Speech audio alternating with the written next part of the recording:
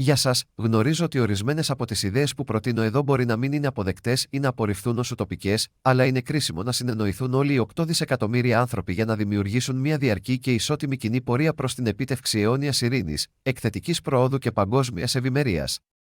Είμαι βέβαιος ότι όταν εφαρμοστεί, θα είναι όλα κέρδος και καμία απώλεια. Μέχρι σήμερα, σε αμέτρητους πολέμους επί χιλιετίες, ανυπολόγιστος αριθμός ανθρώπων έχει πεθάνει και ο επόμενος παγκόσμιος πόλεμος θα μπορούσε να μας εξαφανίσει οριστικά. Ορισμένα παραδείγματα αποδεικνύουν ότι μεγάλα ζητήματα μπορούν να λυθούν με μια ενωμένη στάση. Κατά τη διάρκεια της πανδημίας της COVID-19, πολλές χώρες βοήθησαν στον εμβολιασμό δισεκατομμυρίων ανθρώπων. Το διαδίκτυο έχει επιτρέψει την άμεση διάδοση πληροφοριών σε όλο τον κόσμο.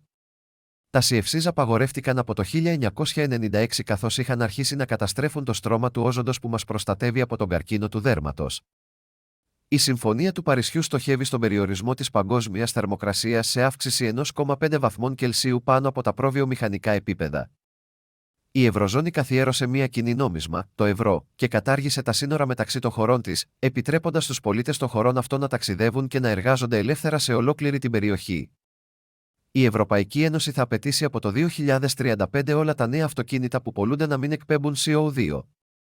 Στην Αφρική, τη Βραζιλία, την Κίνα και τη Ρωσία, BRICS, την Νοτιοανατολική Ασία, ASEAN και τη Νότια Αμερική υπάρχουν προσπάθειες για την καθιέρωση κοινών νομισμάτων που θα υποστηρίζονται από χρυσό ή άλλες πρώτες ύλες, προκειμένου να αποφευχθούν οι κυρώσεις από τις Ηνωμένες Πολιτείες. Αυτή τη στιγμή, ο κόσμος έχει πολλούς δικτάτορες, δημοκρατίες, μονοκομματικές κυβερνήσεις, θρησκευτικούς ηγέτες, στρατιωτικές κυβερνήσεις, μοναρχίες, αναρχία ΚΛΠ. Ακόμα και στα καλύτερα από αυτά τα συστήματα διακυβέρνησης, όπως στις Ηνωμένες Πολιτείες, όπου υπάρχει ελευθερία του λόγου, τύπου, επιλογής, θρησκείας ΚΛΠ, τα πολιτικά κόμματα, χωρίς να ανησυχούν για οικονομική ευθύνη, συνήθως προσπαθούν να κερδίσουν τις επόμενες εκλογές και, συνεπώς, υπόσχονται δωρεές που οδηγούν σε οικονομική κατάρρευση. Η εξουσία διαφθείρει και η απόλυτη εξουσία διαφθείρει απολύτως.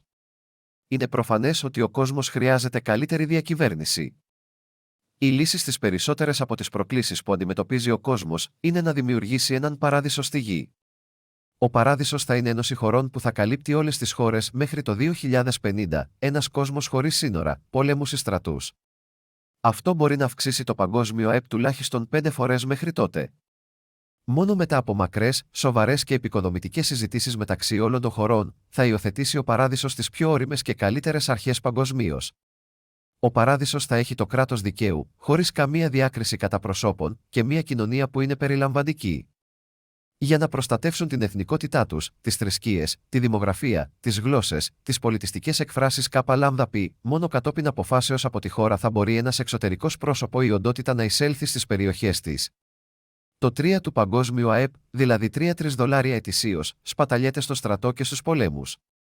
Όταν υπάρχει μόνο μία χώρα και κανένα στρατός, όλα τα χρήματα που σπαταλιούνται μπορούν να χρησιμοποιηθούν για τη μείωση της παγκόσμιας θέρμανσης, την εξάλειψη της φτώχειας, τη βελτίωση της υποδομής, το δικαίωμα στην υγεία, το δικαίωμα στην εκπαίδευση ΚΛΠ. Ο Τζέφρι Σάξ έχει υπολογίσει ότι τον κόσμο χρειάζονται μόνο $175 δισεκατομμύρια για 20 χρόνια για να τερματιστεί η ακραία φτώχεια. Όλα τα νομίσματα είναι χαρτονομίσματα και γι' αυτόν τον λόγο έχω καταρτήσει μια λεπτομερή λύση για μια παγκόσμια ψηφιακή νόμισμα βασισμένη στο μέγεθος του ΑΕΠ της κάθε χώρας, το οποίο μπορεί να δημιουργηθεί μόνο από την τράπεζα GDC. Όσο μεγαλύτερο είναι το ΑΕΠ, τόσα περισσότερα GDCs θα λάβει η χώρα. Το IPCC έχει παρουσιάσει πολύ λεπτομερείς λύσεις για την παγκόσμια θέρμανση. Το 10% του παγκόσμιου πληθυσμού ζει με λιγότερο από $2 την ημέρα και το 50% του πληθυσμού δεν έχει κοινωνικά ωφέλη. Στον παράδεισο, όλοι οι ενήλικοι άνω των 18 ετών θα κερδίζουν τουλάχιστον $5 ΙΠΑ την ημέρα έως το 2050.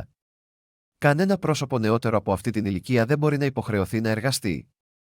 Η εκπαίδευση μέχρι τα 18 έτη θα είναι υποχρεωτική.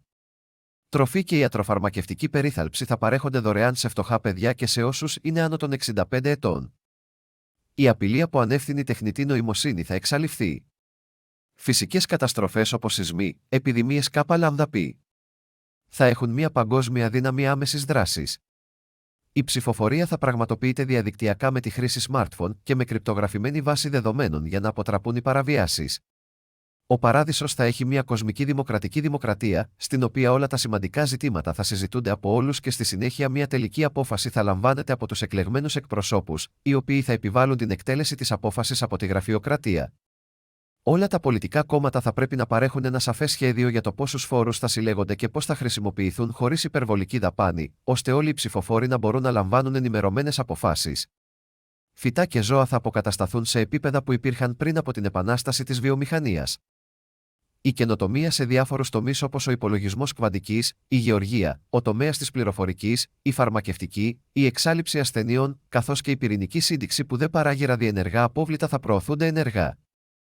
Οι εξορυκτικές δραστηριότητες άνθρακα, πετρελαίου, φυσικού αερίου ΚΛΠ θα απαγορευτούν, καθώς και τα οχήματα με εσωτερική καύση. Θα υιοθετηθούν οι υψηλότερες πράκτικες περιβαλλοντικής παραγωγής και διάθεσης αποβλήτων. Θα σχεδιαστεί να επιτευχθούν 100% στόχοι μηδενικών εκπομπών δικτύου έως το 2050. Ο Παράδεισος θα εισάγει αλλαγές στα συστήματα τραπεζικής και οικονομικής διακυβέρνησης για τη δημιουργία ενός ανθεκτικού και ανθεκτικού συστήματος που δεν είναι ευάλωτο σε διακοπές για οποιονδήποτε λόγο ή δεν υποστηρίζει ζόμπι ενότητες. Ο φορολογικός έλλειμμα και η πληθωρισμική πίεση θα είναι μηδενικά. Οι τράπεζες δεν θα επιτρέπεται να δανείζουν για σκοπούς κερδοσκοπίας, όπως ήταν η εντολή μέχρι τις αρχές της δεκαετίας του 1990. Θα είναι μια οικονομία ελεύθερης αγοράς. Μη δισταγμένα να μου γράψετε σε περίπτωση που έχετε οποιαδήποτε ερώτηση. Παρακαλώ μοιραστείτε το βίντεο με όλες τις κοινωνικές σας επαφές. Σας ευχαριστώ που διαθέσατε τον πολύτιμο χρόνο σας για να εξετάσετε την έννοια του παραδείσου στη γη.